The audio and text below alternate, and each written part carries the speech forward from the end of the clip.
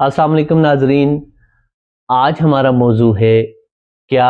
मछली और दूध या दूध से बनी मसनूहात एक साथ इस्तेमाल करने से वाकई जिल्द पर सफ़ेद दाग यानी बर्स या विटिलिगो की बीमारी हो जाती है। इस कॉन्सेप्ट को ज़्यादातर जनूबी एशियाई ममालिक जैसे पाकिस्तान, भारत, बांग्लादेश और श्रीलंका वगैरह में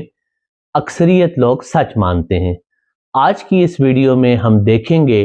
कि क्या वाकई मछली और दूध या दूध से बनी ग़िज़ाओं के इकट्ठे इस्तेमाल से बर्स या विटिलिगो की बीमारी का कोई ताल्लुक है, और दुनिया भर की साइंसी तहकीकात की बुनियाद पर आखिर जदीद मेडिकल साइंस इस हवाले से क्या कहती है। तो व्यूअर्स, आपको ये जानकर शायद थोड़ी मायूसी हो कि पाकिस्तान से लेके जापान तक और जर्मनी से लेके अमेरिका तक हर मुस्तनद तहकीक यही बताती है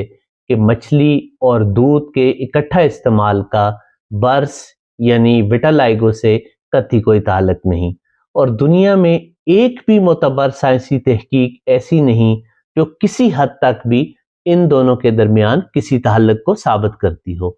जबकि इसके बरअक्स दुनिया भर की तहकीक ये बताती है कि बर्स दरअसल एक ऑटो इम्यून बीमारी है, यानी एक ऐसी बीमारी है जिसमें हमारे जिस्म का अपना मुदाफ़ियाती निज़ाम ही गलती से अपनी ही जिल्द के रंग बनाने वाले खुलियात पर हमलावर हो जाता है, जिसकी वजह से जिल्द के ऊपर सफ़ेद दाग नमूदार होना शुरू हो जाते हैं।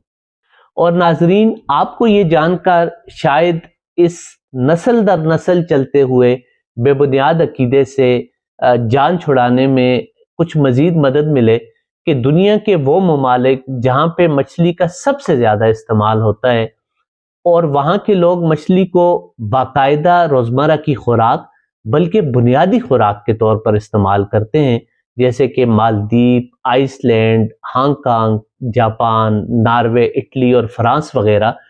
इन तमाम ममालिक के लोगों को बदकिस्मती से आज तक हमारे इस अकीदे का पता तक नहीं, और इनमें से अक्सर ममालिक में मछली और दूध या दूध से बनी ग़िज़ाओं का न सिर्फ ये कि इकट्ठा इस्तेमाल होता है, बल्कि मछली की बहुत सारी डिशेस दूध, दही और पनीर के साथ तैयार की जाती हैं। तो सोचिए कि अगर हमारा ये अकीदा सच होता तो वहाँ क्या हालात होते। लिहाजा बेबुनियाद अकायद से जान छुड़ाइए, साइंस पर यकीन कीजिए